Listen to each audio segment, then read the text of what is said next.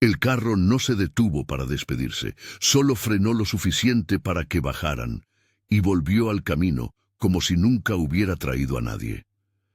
Antonieta corrió unos pasos detrás, levantando polvo. «¡Papá! ¡Papá, espera!». Pero el coche no redujo la velocidad. La más pequeña, Josefina, no gritó. Solo miró la carretera vacía con esa quietud que tienen los niños cuando entienden algo demasiado grande para su edad. La abuela Concepción no intentó perseguirlo. Se quedó de pie, inmóvil, como si ya conociera ese tipo de despedidas. El pueblo entero había visto la escena desde lejos y nadie se acercó, ni una sola persona. Porque en aquel lugar existía una regla que nadie enseñaba a los niños. Cuando alguien era dejado allí, no era por pobreza. Era porque alguien poderoso había decidido que esa persona ya no debía regresar. Concepción tomó las manos de las niñas. «Vamos». La casa asignada estaba al borde del pueblo, la última antes del monte. Las ventanas rotas, el techo abierto, la puerta sin cerradura, un lugar donde nadie vivía desde hacía años, o al menos, eso decían. Esa noche el viento no fue lo peor, tampoco el frío, fue el sonido. A medianoche algo caminó alrededor de la casa. No eran pasos de animal, eran lentos, arrastrados, como si alguien dudara en acercarse. Josefina se aferró a la manta. «Abuela, ¿quién vive aquí?». Concepción no respondió, porque ella también lo estaba escuchando. Y en ese momento entendió algo que el pueblo sabía desde el principio. No las habían abandonado solo para olvidarlas. Las habían dejado allí para que nadie volviera a verlas. Pero alguien ya las había encontrado primero. Las primeras semanas fueron un examen constante de ingenio. El pueblo no ofrecía empleo formal. Las tierras estaban en manos de quienes las miraban como cifras y no como panes. Concepción hacía lo que podía. Recogía ramas para cocinar, cosía telas remendadas en la penumbra, ofrecía cuidado a las pocas mujeres mayores de la aldea que aceptaban una compañía a cambio de una moneda o una bolsa de mazorca. Antonieta aprendió a remendar calcetines y a ir al pozo sin tropezar con los bordes. Josefina aprendió la música de la cocina, el crujir del pan y la forma en que una mirada puede cambiar cuando hay comida caliente. Hermenildo, el mercader ambulante, fue una presencia habitual. Llegaba con su pequeña carreta de madera, los recipientes alineados, las balanzas remendadas y una voz que ya no buscaba convencer a nadie de comprar cuentos. Hermenildo conocía a Concepción desde hacía años, sabía leer la honestidad en la curvatura de la espalda. No preguntaba demasiado y cuando vendía cosas miraba a los ojos. A veces traía granos, otras veces piezas útiles que nadie más mudaba por monedas. Era la ruta más segura para intercambiar lo que se requería sin convertirse en noticia. El coronel, por su parte, se movía como un rumor que abruma antes de aparecer. Una carreta con ruedas nuevas, botas que no tocaban el barro de la plaza, gente que sabía cuándo cerrar la ventana. No era un hombre grotesco en el recuerdo de los vecinos. Era un rostro ausente que se filtraba en los intercambios. Su representante, un muchacho con botas limpias, venía a veces a la aldea para anotar nombres, medir terrenos y confirmar que los pagos llegaran. De vez en cuando, el coronel iba a la iglesia y su paso por la nave dejaba un olor a tabaco y a cuero que se pegaba a los bancos. Concepción no había venido a pedir favores. Había venido más bien a probar que era capaz de tejer un día de comida con 2 agujas de paciencia. Aún así, la vulnerabilidad era una herida que no cerraba. Las noches traían el temor de que una enfermedad, un robo o la simple carencia de un invierno riguroso acabaran con lo poco que tenían. No había un abogado ni un juzgado eficiente. Las instituciones funcionaban recién cuando los hombres con dinero así lo decidían. En ese escenario, la pregunta sobre la moral de una acción se mezclaba con la necesidad urgente de mantener a las niñas vivas. No era una excusa, era la realidad. Todo cambió un amanecer en que la tierra olía a lluvia por venir. Antonieta salió a buscar una rama y tropezó con algo escondido entre las raíces de un viejo algarrobo que marcaba el límite entre su choza y la parcela baldía. Era una piedra, pero no cualquier piedra.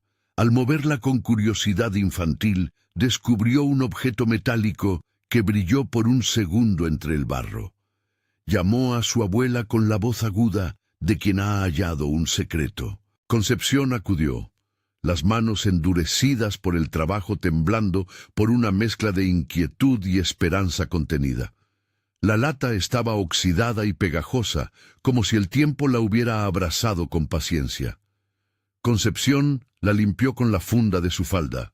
Un olor a humedad y metal viejo subió como un pequeño golpe. Dentro había monedas, algunas con el brillo apagado de quien ha pasado por muchas manos, otras más pesadas, y 2 o 3 piezas de alhajas cuyo diseño sugería otra época. Cadenas finas, un pequeño dije con una figura que nadie en el pueblo identificaba con seguridad.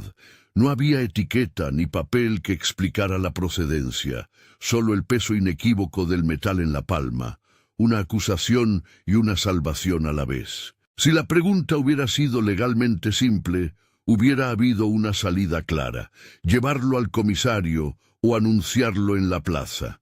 Pero la plaza, como ya se ha dicho, se cuidaba de nombrar lo que podía desatar la atención del coronel.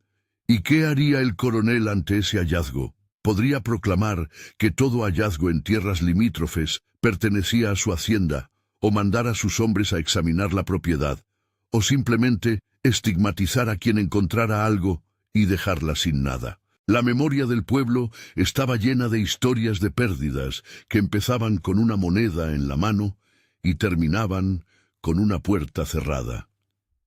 Concepción sintió la lata como un animal pequeño e inquieto bajo la falda, un motivo de temblor que podía dar calor o traer frío. Sopesó las opciones, como quien sopesa la fruta para saber si está madura, declarar y perderlo todo en nombre de una justicia ausente, o guardar el secreto y administrar la fortuna como si fuera un remedio delicado que podía curar la tos de la casa sin despertar más dolor. No se trataba solo de la vida material. Era la protección de 2 niñas inocentes, de una casa que había visto más desalojos emocionales que tejas nuevas. Ocultar significaba vivir con un peso en la lengua, con la ansiedad de ser descubierta.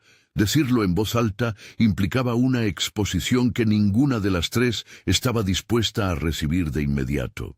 La decisión se tomó en silencio, como tantas otras de su vida. Se puso la lata dentro de un saco de harina vacío y lo guardó bajo la cama.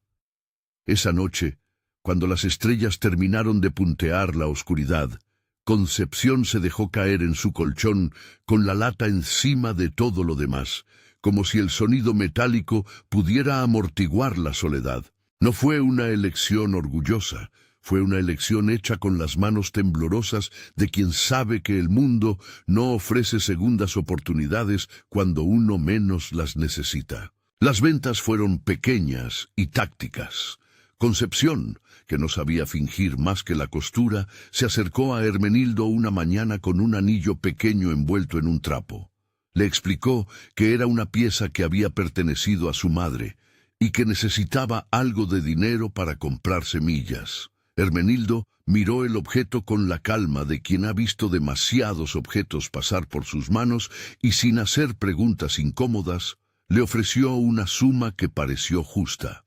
No preguntó por la procedencia del anillo, no ofreció sermones. Su silencio fue un servicio. Compró la pieza y dejó la moneda sobre la mesa sin mirar a Concepción como si ésta fuese menos por llevar un secreto.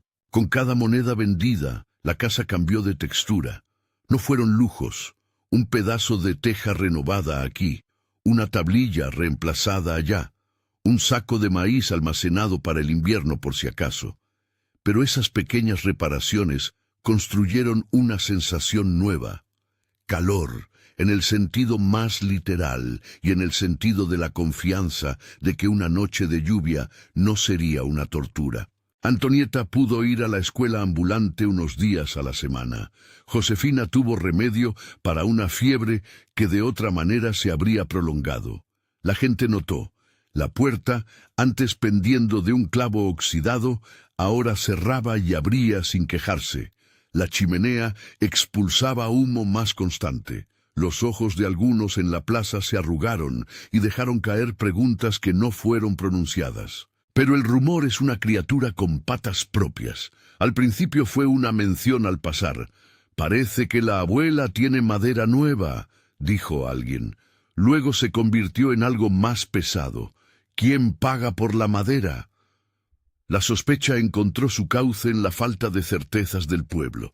Algunos se llenaron de envidia, otros de recelo. Las miradas no eran todas por malicia.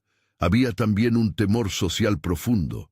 Si se abría el tema de un hallazgo, el coronel podría aparecer a exigir derechos, medir posesiones con un criterio que no incluía las necesidades de quienes menos tenían. Concepción lo sabía y, aunque la soledad la hacía sentir pequeña, no quiso que sus nietas fueran moneda de cambio en los balances de los más poderosos. Guardó silencio y trabajó para transformar el don en resguardo estable. Compró una vaca, no para engordarla y venderla rápido, sino para obtener leche constante. Sembró semillas que duraran, no para un beneficio inmediato, sino para asegurarse de un pan para el siguiente invierno. Cada transacción fue una lección de prudencia. Vender lo justo, guardar lo necesario, no mostrar los trozos de brillo que aún quedaban. Las reacciones variaron. Algunas manos se estiraban en gestos de ayuda con absoluta naturalidad. Mujeres que recordaban de lo que era ser pobres pero dignas, que donaban un potaje al llegar, un viejo señor que ofreció una cama extra cuando llegaron huéspedes inesperados. Otras miradas eran medidas y frías, como si la dignidad fuese un privilegio y no un derecho. Hubo rumores que llegaron a oídos de Concepción, que sus hijas eran favorecidas por alguna herencia secreta, que les había ido bien así sin trabajar. Ella sonreía sin alegría cuando escuchaba esos comentarios. No quería pelear por reputaciones. Quería una vida que no dependiera de la buena voluntad ajena o del humor del coronel. Fue entonces, en uno de esos días en que el horizonte parecía más bajo por la amenaza de lluvia, cuando alguien nuevo trazó su silueta en el camino polvoriento que bajaba hacia el pueblo. No venía con la arrogancia de un señor terrateniente ni con la parsimonia del mercader ambulante. Venía con un paso que sugería haber viajado y observado. El polvo le pegaba a las botas y la sombra del sol le marcaba la nuca. Traía un bulto pequeño en la mano y un semblante que no era ni alegre ni adusto, sino sereno, en la medida de quien sabe cómo sortear preguntas incómodas. La gente se detuvo en su marcha. Se habló en susurros. Los niños que jugaban se acercaron a la ventana y miraron, como si un personaje de un cuento se hubiese presentado en la plaza. A Concepción le pareció escuchar la palabra Bastos, antes de que su nombre se pronunciara con claridad. Vicente Bastos, sobrino del tal Marcelino. El apellido en la aldea tenía un ruido propio. No era solamente dueño de tierras, era dueño de memoria. Las historias de los Bastos flotaban en la plaza como hojas secas. Algunas se pegaban al recuerdo con ternura, otras con miedo. Concepción, al verlo, sintió una punzada que no supo si llamar alivio o peligro. Vicente no se acercó con la seguridad de un heredero reclamando lo suyo. Caminó despacio, como quien mide el terreno antes de tocarlo. Había algo en su mirada que no buscaba imponer, sino más bien entender. No era el rostro del coronel ni el del representante que marchó con botas limpias. Era otro tipo de presencia, y eso por sí solo desató una pequeña ola de esperanza entre los que la miraban. Al mismo tiempo, la sola mención del apellido encendió en algunos la alarma. ¿Venía a reclamar? ¿Venía a ofrecer? ¿Venía a pasar de largo? Antes de que se acercara a la choza, varios habitantes intercambiaron opiniones que nadie esperaba que quedaran sin respuesta. Hermenildo observó con recelo y curiosidad. La maestra ambulante, esa figura quieta que traía luces y libros alguna vez por semana, apretó un bolso que olía a tinta y a papel. Un niño dejó caer su canica de terror y la recogió sin mirar. Concepción, que había sido forjadora de silencios, sintió cómo su secreto latía con más fuerza. El hallazgo, que hasta entonces era una responsabilidad doméstica, se convirtió en asunto público por la sola presencia de aquel hombre con apellido conocido. Vicente se detuvo a respetar la distancia social que dicta la prudencia rural y saludó con una inclinación leve. No preguntó por el coronel ni por las tierras. Preguntó por la gente, por el estado de la escuela, por la fecha de la próxima feria. Habló poco de propiedades y mucho de algo que parecía más difícil de medir: el ánimo del pueblo. Sus manos estaban curtidas por viajes, y cuando alzó la mirada, sus ojos buscaron la casa de Concepción con una curiosidad que no era indiferente. Concepción, desde la sombra de su puerta, lo observó y escuchó mientras su corazón marcaba un compás extraño. ¿Sería un aliado, un inconveniente o un juez? Había aprendido a desconfiar de las apariencias, pero también a no negar a alguien la posibilidad de ayudar. No era vanidad, era un cálculo. Si Vicente traía alguna pretensión sobre los bastos, podría significar el fin de cualquier estabilidad que ella hubiese tejido con tanto sigilo. Pero si, por el contrario, la presencia de un pariente del antiguo dueño abría una puerta para negociar a favor de la gente y no contra ella, quizás había que intentar una apuesta a voz menos. La prudencia, una vez más, pedía mesura. El aire en la plaza se volvió pesado con expectativas. La llegada de Vicente era sin duda la aparición inesperada anunciada por la voz de los vecinos.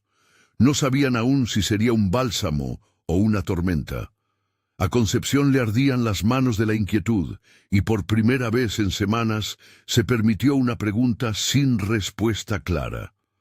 ¿Acaso el destino de un hallazgo se resolvía en la llegada de un heredero o en la fuerza de quien decide trabajar día a día para sostener a los suyos? Cuando Vicente finalmente se acercó lo suficiente como para que Concepción distinguiera las líneas suaves que marcaban sus mejillas, ella decidió no inventar una sonrisa que sería difícil de sostener. Le abrió la puerta de la casa con la naturalidad de quien no tiene nada que esconder más allá de lo que la vida le ha impuesto, y por un instante el rostro del forastero se iluminó con una comprensión que no necesitó palabras. Así terminó aquel día, con el polvo asentándose en la plaza y la figura de Vicente plantada en el umbral, mientras más de un vecino miraba con la tensión de quien espera el desenlace de un cuento que todavía no tiene final.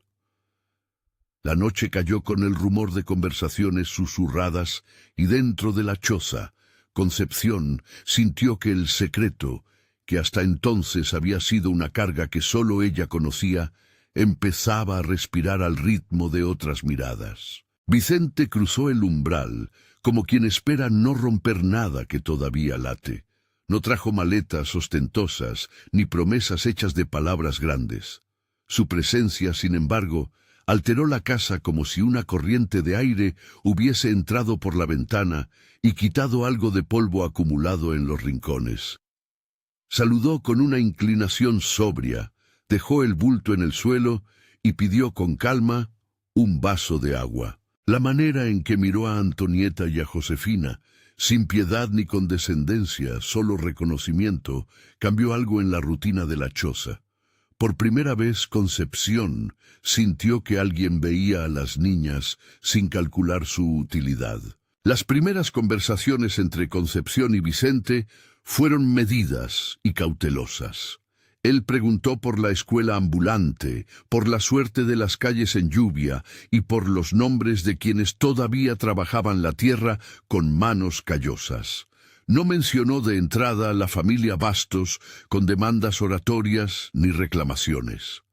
Ella probó la intención con respuestas cortas, midiendo si él cargaba con la arrogancia de apellido o con la memoria de la gente común. Vicente respondió con historias sencillas, que había venido a buscar ecos del pasado, a entender qué quedaba de la casa de Marcelino, quizá a resolver papeles viejos.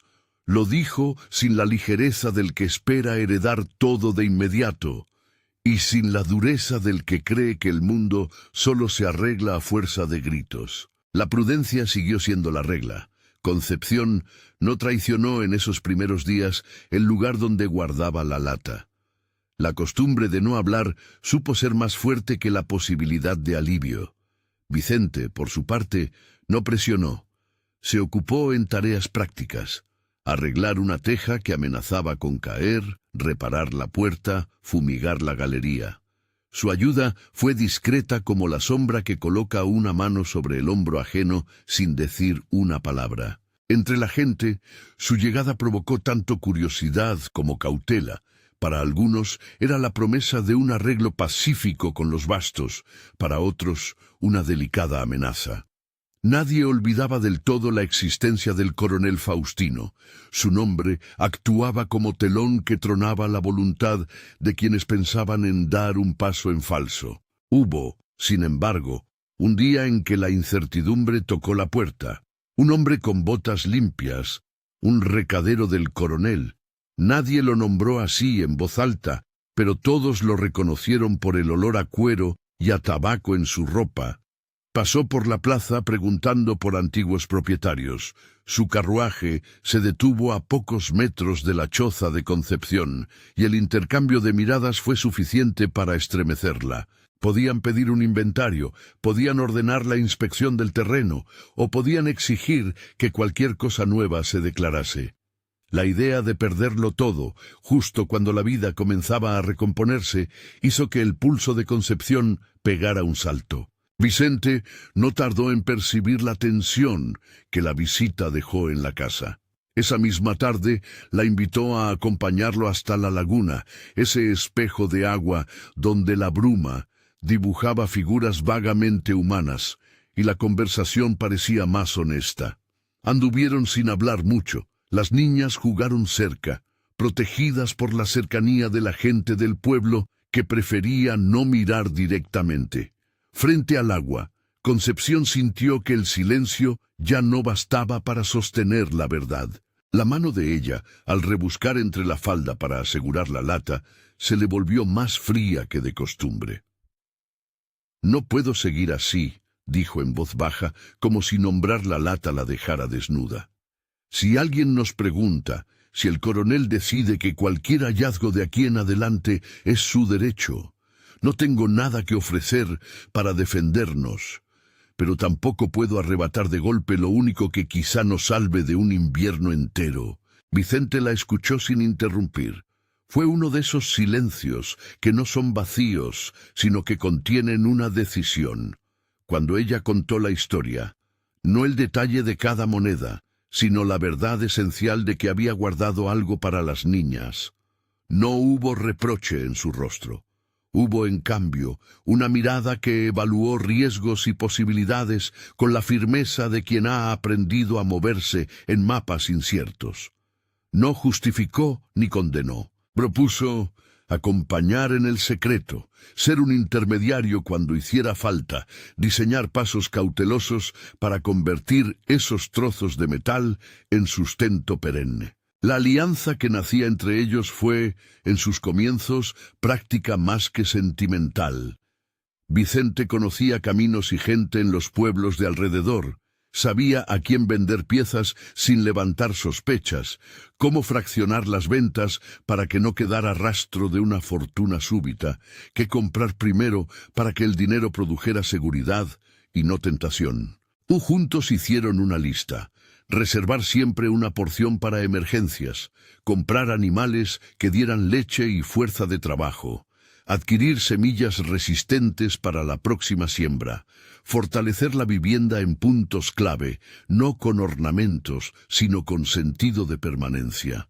La palabra sostener apareció una y otra vez en la boca de Concepción, como una oración laboral que reemplazara el latir del remordimiento. Hermenildo fue el primer vendedor confiable. Con su carreta y su voz gastada, aceptó algunas piezas a cambio de dinero justo que no era demasiado llamativo. No hizo preguntas y al mismo tiempo no fue indiferente. Su mirada decía que sabía de historias que no debía comentar. Otras ventas requirieron más cuidado. Piezas más grandes que necesitaban intermediarios en pueblos más lejanos, compradores que pagaban en especie o con promesas de trabajo equivalente. Vicente recorrió esos tramos, siempre evitando entregar todo a un solo comprador, siempre prefiriendo ahorrar antes que gastar en fugaces alivios. La prudencia fue su bandera.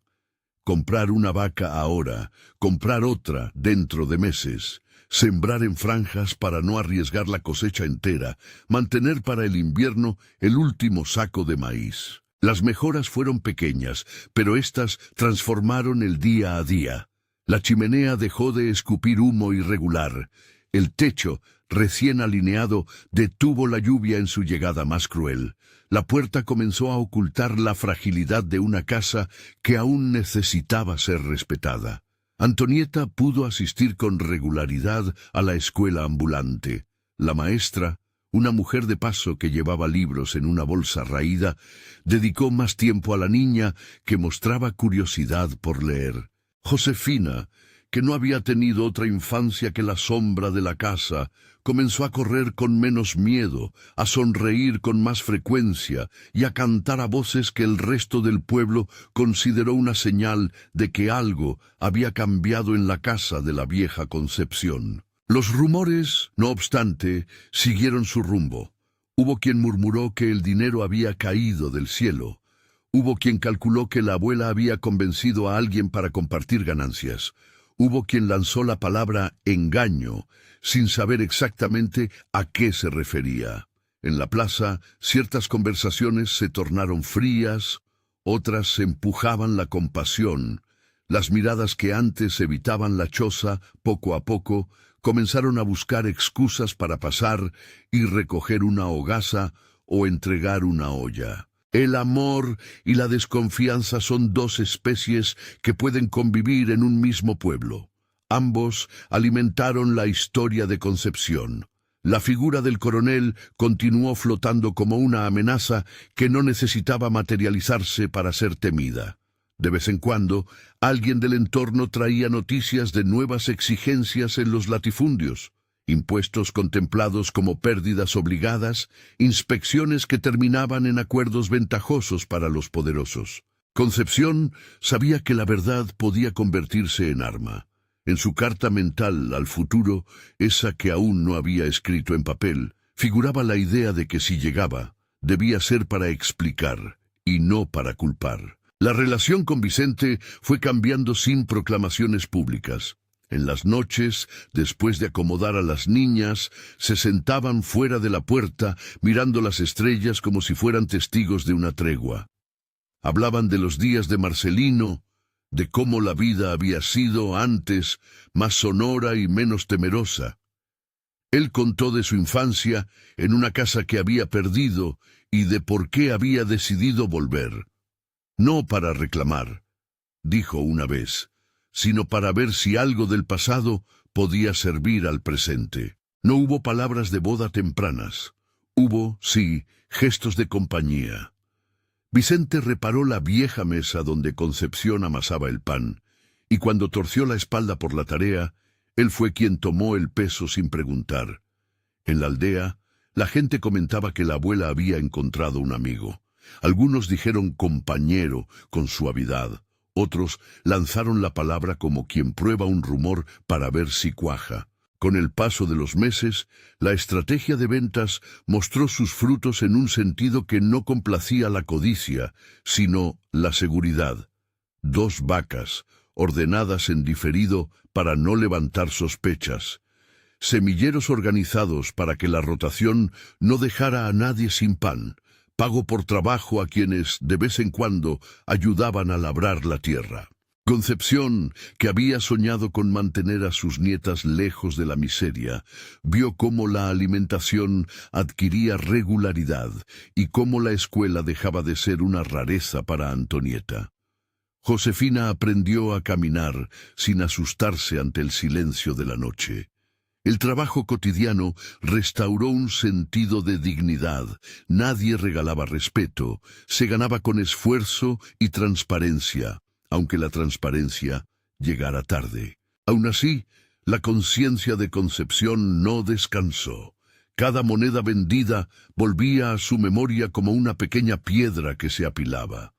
Cada mejora era una mezcla de alivio y de culpa. Era un peso que la obligó, en algún momento, a tomar lápiz y papel. La carta la escribió en una tarde plomiza, cuando la lluvia golpeaba las tejas con insistencia y el olor a tierra húmeda parecía empujar a la honestidad. No fue un texto largo, fue más bien una confesión precisa, sin alegatos ni súplicas. En ella detalló lo ocurrido, explicó sus motivos, la supervivencia de las niñas, el miedo al despojo, la ausencia de una justicia que no la protegía, y dejó instrucciones firmes: administrar lo que quedaba con trabajo y mesura, no convertir la ganancia en un instrumento de ostentación, destinar parte al bien común si la familia lo consideraba sensato. Cerró la carta con una petición humilde: que su acción no sirviera de ejemplo de engaño, sino de lección sobre responsabilidad en el uso de la fortuna hallada. No fue una absolución, fue una llamada a la memoria. Concepción puso la carta en un sobre sencillo, lo selló con cera y lo escondió en la parte más alta del armario, en un hueco que solo ella conocía. Le entregó a Antonieta, con voz que temblaba, una instrucción: que la misiva no se leyera sino hasta que ella no estuviera. No explicó más que eso. Para Antonieta, que a sus 11 años ya mostraba señales de comprender la complejidad humana, la orden tuvo la claridad de una ley. La verdad vendría después, y debía respetarse el tiempo marcado por la muerte más que por la curiosidad. El día en que Concepción enfermó no fue un guión dramático. Fue la acumulación silenciosa de años de trabajo y de un cuerpo que ya no respondía con la prontitud de antes. La fiebre la tomó con paciencia, como quien reclama lo que el tiempo retuvo. Vicente estuvo a su lado con la calma de quien sostiene una vela. Las niñas, ahora un poco más crecidas, no la abandonaron. La comunidad, que había aprendido a mirar con otras lentes, se acercó en turnos para ayudar con labores menores. Alguien llevó sopa, otro se ofreció a cuidar el borde del huerto. Nadie habló en voz alta de la lata ni de la carta. La memoria de Concepción se mantuvo como un asunto privado, hasta que la hora de la lectura llegó con la inevitable claridad del final. Concepción no murió en un instante de reproches, sino en un atardecer templado, con la sensación de haber cumplido un ciclo imperfecto. Antes de cerrar los ojos, llamó a Antonieta y le dio algo más que instrucciones. Le pidió, con la voz que aún conservaba dignidad, que recordara por qué había tomado aquella decisión. Le explicó, sin dramatismos, que cada acción conlleva consecuencias y que la responsabilidad es la única moneda cuya pérdida no se recupera con dinero. Antonieta, con los dedos aún infantiles en la mano de la abuela, prometió que cuidaría de Josefina y que cumpliría la voluntad escrita. Tras la muerte, la lectura de la carta tuvo algo de rito domesticado.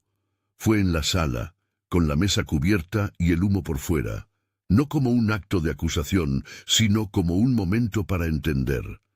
Antonieta, con la voz temblorosa, que ya no era solo de niña, pronunció cada línea. Josefina escuchó en silencio, recogiendo los términos con la curiosidad que la edad permite. Vicente, de pie en la sombra del umbral, no intervino. Cuando la misiva terminó, hubo un silencio cargado y luego preguntas prácticas. ¿Cuánto dinero había quedado? ¿Cómo deberían administrar las vacas? ¿Si debían comprar tierra o pagar por adecuaciones? La carta no decía todo. Dejaba el resto en manos de la familia. La decisión que siguió no fue uniforme ni exenta de conflicto. Entre los vecinos hubo divisiones. Algunos defendían que lo prudente era comprar una parcela y así proteger el futuro de la familia. Otros creían que parte del dinero debía reinvertirse en la comunidad que tanto había callado durante el abandono inicial. Concepción, en su escrito, había dejado margen para la prudencia, pero no para el dispendio. Antonieta y Josefina, ya no niñas por completo, remendaron la propuesta con sentido común: comprar una pequeña parcela suficiente para cultivar y destinar una parte para la escuela ambulante, para que otros niños tuvieran oportunidad. De este modo, transformaron un acto de secreto en una semilla compartida. La comunidad, testigo de la transformación, se acercó con ofertas de trabajo y colaboración. El respeto que muchos les negaron en los primeros días se ganó a fuerza de labor. El coronel Faustino no irrumpió con una orden dramática. Hubo un acercamiento lógico. Un recadero preguntó por escrituras, por sucesiones, por los papeles de la casa. Vicente, con la prudencia que le era propia, habló con calma cuando fue necesario. Dio explicaciones menores, mostró intenciones de reparar y de contribuir a la economía local. No hubo enfrentamiento. El coronel, que buscaba más la estabilidad que la espectacularidad, entendió que la disputa por una casa humilde no merecía la atención que él reservaba para asuntos más amplios. No fue una victoria épica, fue antes la comprobación de una idea simple. A veces la inercia del poder prefiere no desgastarse con pequeñas batallas. Eso, para la familia, fue un respiro más que una liberación completa. Los años siguientes tejieron la normalidad como se trenza el esparto, con paciencia y con repeticiones. Antonieta creció y se convirtió en una joven respetada por su diligencia. La escuela ambulante le abrió la posibilidad de leer y enseñar lo aprendido a otros niños del pueblo.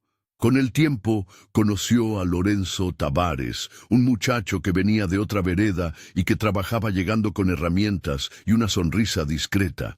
Lorenzo y Antonieta se fueron conociendo en la calma de los días.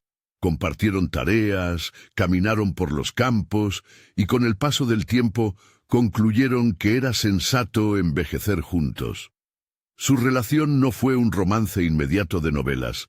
Fue una construcción de confianza, de pequeñas pruebas y de solidaridad frente a dificultades.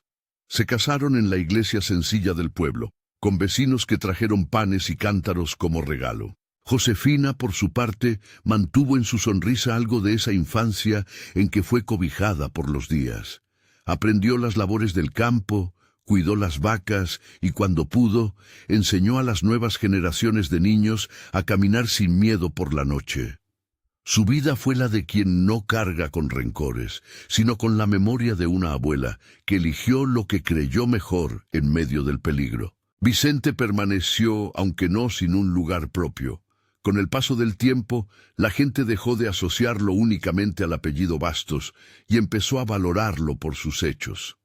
Su relación con la familia consolidó la red que Concepción había empezado a tejer. La casa dejó de ser la de una abuela abandonada. Se volvió un punto de encuentro, un lugar donde las manos trabajaban y la palabra se medía. Vicente no buscó grandeza. Se contentó con que la tierra rendiera, que las niñas crecieran y que la memoria de Concepción no se perdiera en la comodidad del olvido. La lectura de la carta, con los años, se convirtió en una enseñanza que las nietas contaron a sus hijos. No era un relato para justificar acciones dudosas, sino una historia para recordar que la ética en la pobreza no es un asunto de fórmulas, sino de decisiones con consecuencias. En las tardes posteriores a la muerte de Concepción, al contar la historia, Antonieta decía con frecuencia: «¿Qué habrías hecho tú? ¿Hubieses dado la lata a quien te la quitara sin mirar si tus niños tenían pan?». La pregunta quedaba en el aire, porque no buscaba absolver, sino provocar reflexión. La comunidad, que en antiguos tiempos miraba con distancia, empezó a transformar la curiosidad en colaboración. El pozo se reparó con trabajo colectivo, la feria volvió a recibir a mercaderes, y la escuela ambulante encontró más apoyo para continuar su viaje. La vida no se volvió próspera por el hallazgo, tampoco se consumó una suerte milagrosa. Las vacas dieron leche y trabajaron la tierra. Las semillas germinaron con esfuerzo. El pago por jornales permitió que algunos vecinos pagaran una deuda o arreglaran un techo. Fue un progreso fino, hecho con manos y no con fantasías. La lección principal que quedó fue la de la responsabilidad, que una fortuna, por pequeña que fuera, podía destinarse a la reproducción de dignidad o a la exhibición vana. La familia, guiada por la carta, eligió la primera opción. Años más tarde, en una reunión al borde del pozo, alguien preguntó si todo había sido destino o casualidad. Algunos miraron las ovejas, otros miraron al cielo, y hubo quien murmuró que la vida a veces deja objetos bajo las raíces, como quien deja herramientas para los que vienen. Antonieta, ya madre, comentó que el hallazgo había sido azaroso y que la decisión, en cambio, fue humana. Una mezcla de necesidad, miedo y amor. Josefina asintió, añadiendo que ningún hallazgo justifica la pérdida de conciencia. Lorenzo sostuvo que la providencia se encuentra muchas veces en la voluntad de trabajar y en la prudencia al tomar decisiones.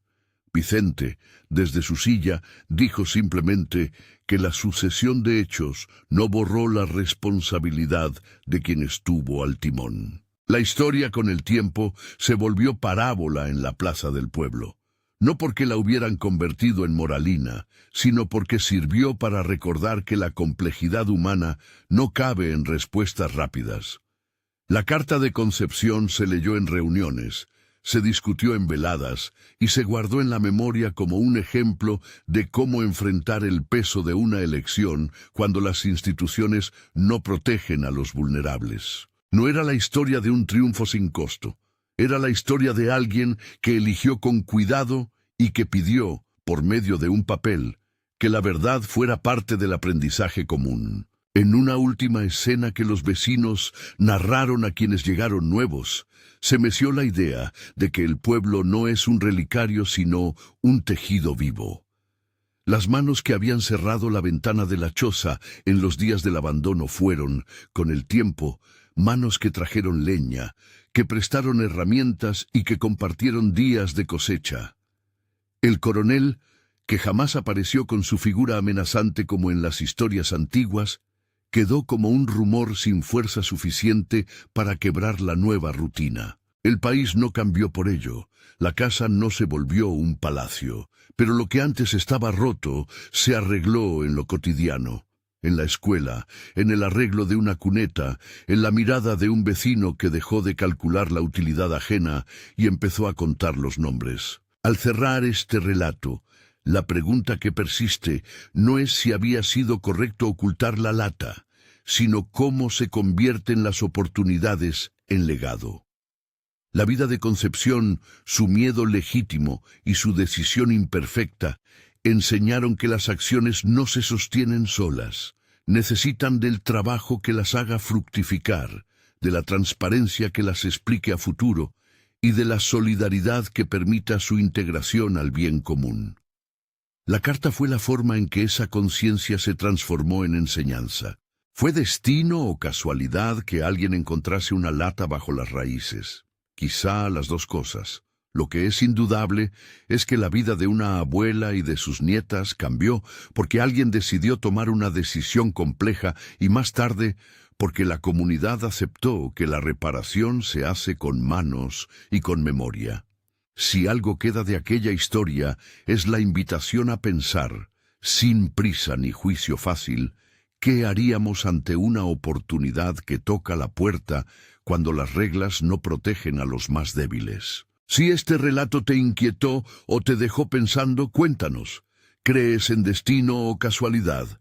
Comparte tu opinión y suscríbete para escuchar más historias de personas comunes que enfrentaron decisiones extraordinarias.